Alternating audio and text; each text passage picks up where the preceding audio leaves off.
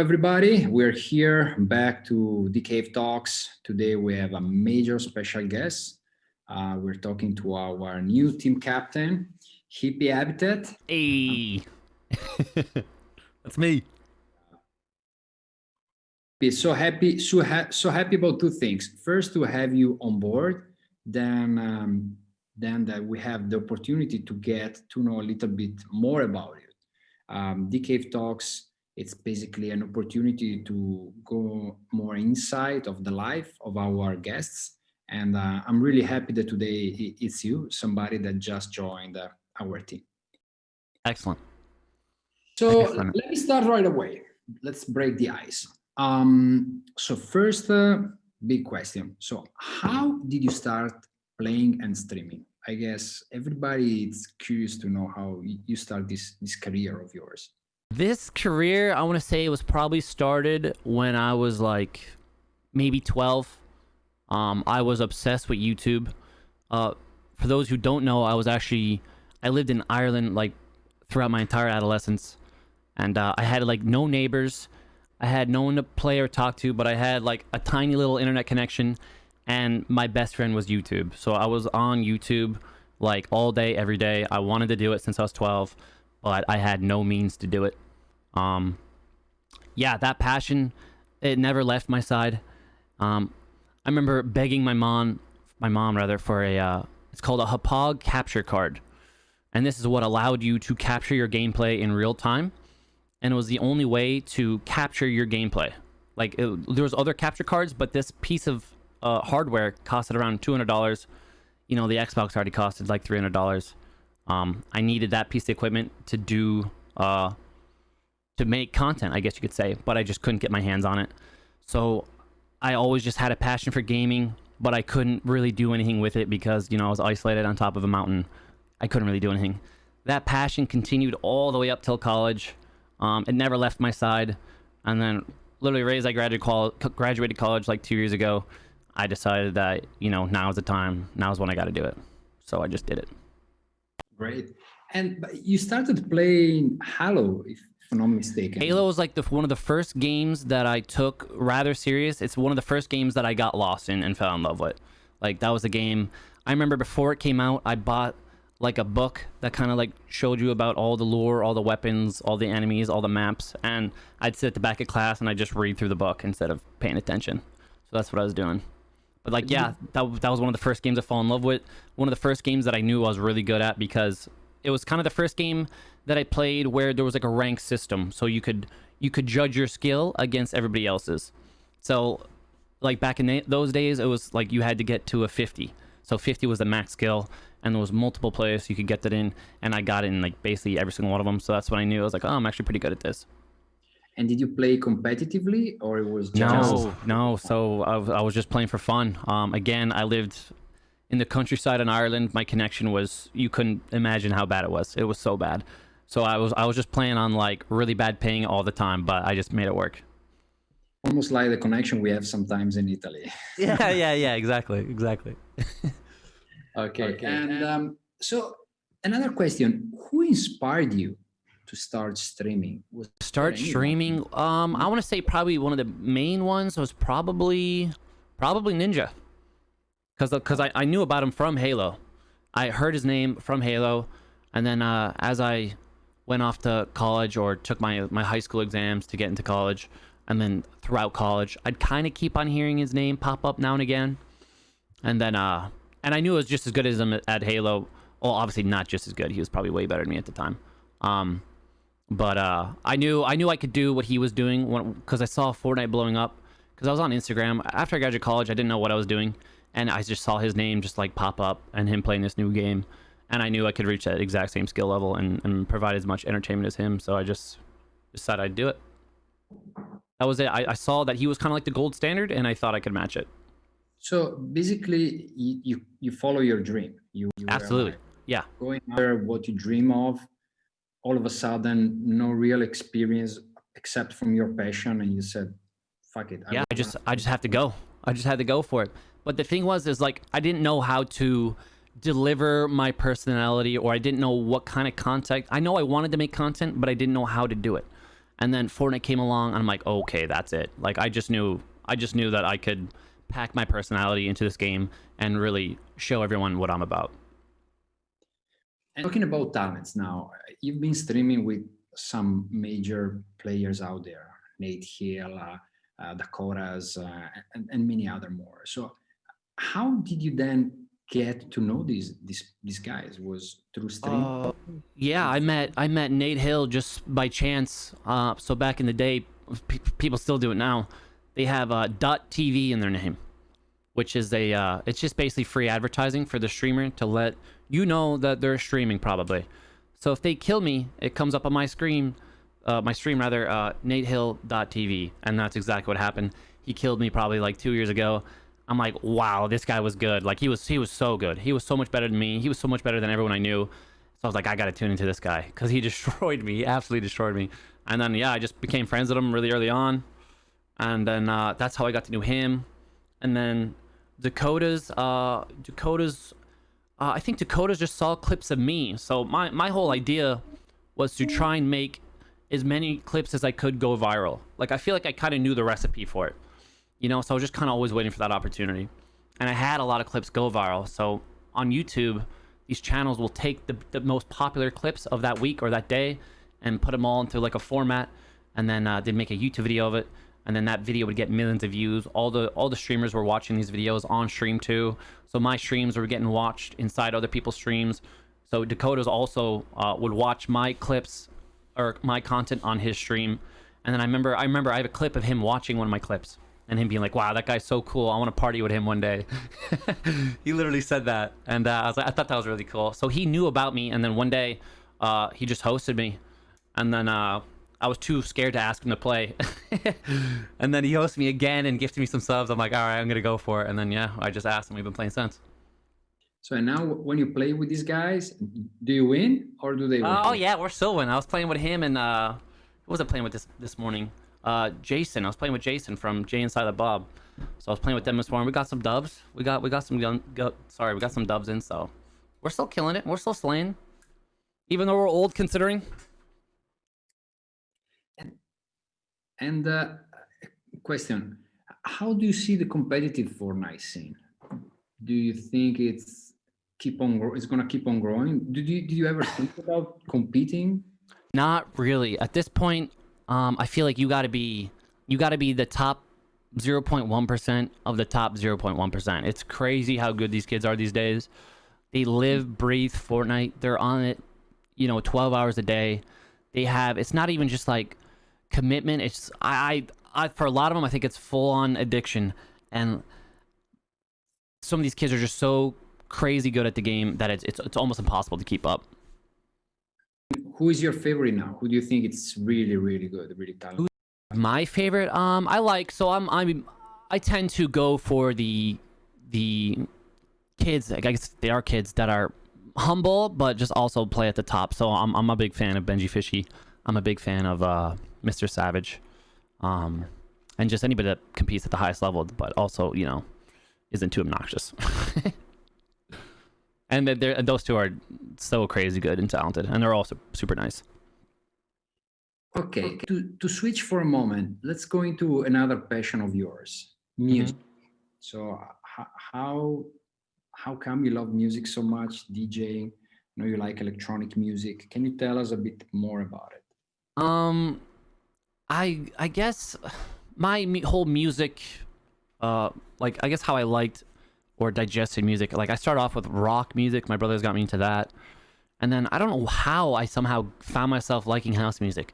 I don't know where I kind of like crossed that line from going from rock music to house music. Maybe I fell in love with pop music at some point, and then pop music is kind of housey, and then I just kind of transitioned fully. I remember my first concert I want to say I went to was Deadmau5 in Ireland. Deadmau5 was probably one of the first concerts I've ever seen. And then when I went off to college, and these people were listening to deep house, and at that point I was really into like main room house, like Martin Garrix, Tiesto, all that kind of stuff. And I remember telling my friends, like, turn that elevator music off. That's what I called it, because it was just so repetitive. It was like super minimal, just kind of like the same tunes over and over again. And then I don't know, I just gotten really heavily involved in the nightlife in Dublin, which is really fantastic. They have like top tier DJs coming over 2-3 times, like 2 or 3 different headliner DJs every single week. And it got to the point where I had to like choose, like, I don't know who to go to. And it's crazy now that I live in America, it's like I don't have that option at all. Like I'm struggling to find acts to go to, you know, even before COVID. But yeah, like that, like, just house music just kind of, I don't know, I just fell in love with it. And I love the way it makes you feel, you know, like if anytime I'm having a good mood, it's usually always supplemented with some house music. If I'm in the gym, I'm listening to house music. If I'm on stream, I'm listening to house music. It just makes me feel good. And it's not so much that I like think about life, but I'm just always happy for some reason when I'm listening to it. You ever been to Ibiza? Ibiza? No, I really want to go though. I really want to go. It's literally on my list because in Ireland, after you finish high school, a lot of kids will take like a vacation where they go to a sunny tropical island, and Ibiza's on that list. And I didn't get to go on that vacation. I missed it. So I'd love to go because I know like I could move there. I know I could move there and be very happy. Actually, that is a dream. I have a lot of friends that live there, and I've been several times. So I can assure you, it's just paradise. Even during time, it's very quiet. Beaches are beautiful. The weather is always nice. It's not hot to go to the beach, but you can definitely have a good lifestyle. By the way, for you that you stream, I would actually take it into that could be a move. Once I start DJing too, maybe do a couple of gigs over there as well. Well, who knows? I know. We open a D cave there. Yeah. Hell yeah. I mean, that's like, again, that's another thing that I started streaming is because, you know, I can make my own schedule. I can do it from anywhere in the world. I remember when I first started streaming, my mom was living in Switzerland. And I'm like, oh, that's great. I can live in America during the summer and then go over to you during the winter and go skiing or something. And like, that's always been the passion, or that's always been the dream rather, is just to not be tied down to one place and just go and do whatever I want, whenever I want. That's great. Yeah, Ibiza. All the memories are coming back, huh? All of them. Trust me. You don't want to know. Oh yeah. Off. Yeah. I can imagine. Let's move into another subject. Fashion. How do you like fashion? Is there anything? Is there an interest of yours? Is there any brand that you like particularly? Any specific category that you love to wear? As far as fashion go, I'm more of like a like, I feel like there's different avenues of fashion, like high fashion and there's street fashion, and then like my type of fashion was like, as long as I looked like good in college, you know, I was always pretty happy. Like I'm more of like a chinos guys with like a sweater vest, or like a sweater, not so much of a sweater vest, sorry, a sweater. And then I usually just like to wear like hoodies, just t-shirts. I'm more into like designs rather than like designer. Actually, one company that was on my radar recently is called Lyrical Lemonade. They make these cool hoodies, and they have like a sick little patch that comes on their hoodie too, and they've been blown up too. They do like this awesome like patchwork on their hoodies that is pretty sick. But I'm more about like the message behind the clothing too, as opposed to just the clothing. That's why you choose the cave then. Hell yeah. Oh yeah. Do you like sneakers? I'm not the biggest hype beast when it comes to sneakers. I know some people will wait in line. I'm just like, as long as I'm not stepping on stones, I'm good. I just need the separation, you know. But I've been trying to get into it. I like I probably spend more money on like athletic sneakers, like shoes for the gym, stuff like that. But I've been trying to get into it. It's just, I feel like that's like, I already have kind of expensive hobbies, and I feel like sneaker is just another expensive hobby. So I try and limit myself, you know. Totally understandable. Don't tell me. I'm unfortunately I'm on the other side. I'm almost a sneaker freak. Oh really? Yeah. So I have a full little room full of sneakers. Oh wow. I don't know how many I gave up. That actually now. Give me a rough estimate. I think I gave up at least 100 pair. Oh my gosh. I have like 4. Still have. You know, funny enough is that I have a lot of stuff inside boxes, because I love maybe a model and I buy 5 colors. And Okay. and the other day I opened a couple of colors from scratch that I never wore. And Yeah. like, fuck, when did I buy this? I didn't even. Anyway, everybody has their own, right? Absolutely. That's I mean, you kind gotta of spend your money on something, huh? right. Yeah. Time. Anyway, okay. Question: how do you see the future of gaming? What do you think it's The future of gaming. interesting out there? The new things, the most innovative things that you see coming. That's a good question, actually. Of gaming, or just like kind of like live streaming in general? I would start with gaming. With gaming? So new titles, new things that are coming out, or trends as well. Because I see there is a lot of trends. Sometimes is absolutely.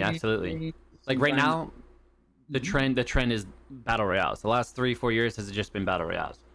Been battle royale after battle royale, kind of overdone. I feel like Epic, aka Fortnite, just nailed it on the head. They did it really well. I'm ready personally for a new genre. A new game that recently came out was Among Us, and that game absolutely blew up, even though it's a really basic game. But again, it challenged the player in a different way. You know, it's all about lying, and you know, it can get emotional too when you're trying to lie through your teeth or trying to catch someone out. So as far as like trends go, I don't know the next trend. I really don't. I think Epic were probably the only innovators that did it really well in the last couple years. Yeah, as far as games, I don't really know too much about it. I feel like it's just kind of like it's the same thing over and over again. That's what it kind of feels like. I'm constantly looking for new games to play, but anytime I see them, I'm just like, nah. I'm always just saying no. I think the trend should be free to play games, and then just the microtransactions inside it. That's how I think it should go. That's a point of view, actually. It's pretty interesting. I actually share it. I think no reason now to get people to buy a game, because they can make so much more money with absolutely stuff inside. Because like a lot of it, you just want to get your friends to play the game. It's just you and your friends, and it's just like if there's like a $10-15 gate on that, it's hard to get everyone on board to try and play a brand new game. Feel it. Another question, maybe difficult, maybe not, maybe interesting. So if you need to give an advice to a kid that wants to become a streamer and go through the path that you went through, what would that be? And it can be more than one. Any advice? I would say, I would say, I honestly think you have to, as far as streaming goes, you have to be the best in some capacity, whether it's really good at the game, whether they're super funny.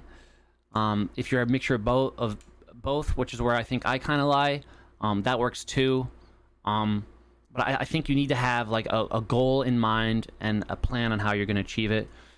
I feel like a lot of streamers just kind of just hit the button of going live and just play the game, and they put little to no effort on how they're going to reach that next step, whereas that's probably the most important part is planning, looking at the landscape and seeing where you fit into that landscape. And also like when I first started, like I knew I could be just as good as Ninja. Like I knew I could do that, like I always knew I could be like a top tier streamer, and for me I just thought it was a matter of time.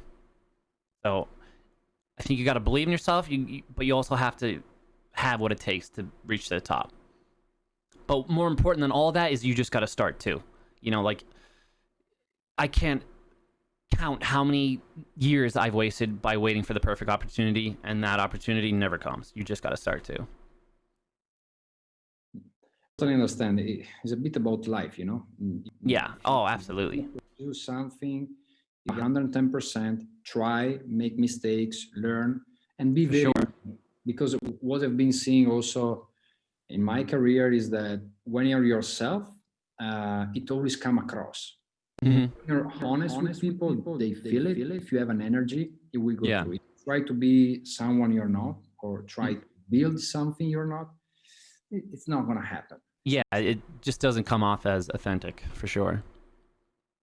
But I like people say all the time, you know, don't compare yourself to this person, or it's like, you know, this is your day one, you know, this is Ninja's year 8. But as far as content goes, I think, you know, comparing your content to everybody else's and seeing, okay, that's the standard. I either need to match that or beat it if I'm going to make it. So that's also another tip. Just try and do it. Whoever's at the top, just try and do it better. Raise the bar, right? Yeah, exactly. Okay, then one last thing that I want to ask you is, can you give a holla to all of our fans, the DK fans, your fans, and just a special goodbye from you, and see you soon actually, on all the things we're going to do together. Oh, hell yeah. Yo, what's up, guys? Appreciate all the support you've shown me thus far. Yeah, I appreciate you guys just for staying by my side, and I hope you guys embrace DCave and show them as much love as they're showing me. Peace. Hope that was good. Good. Thank you very much, Hippie. I'll see you soon. See you guys. Appreciate you having me on. Peace. Thank you. Later, bye. Bye.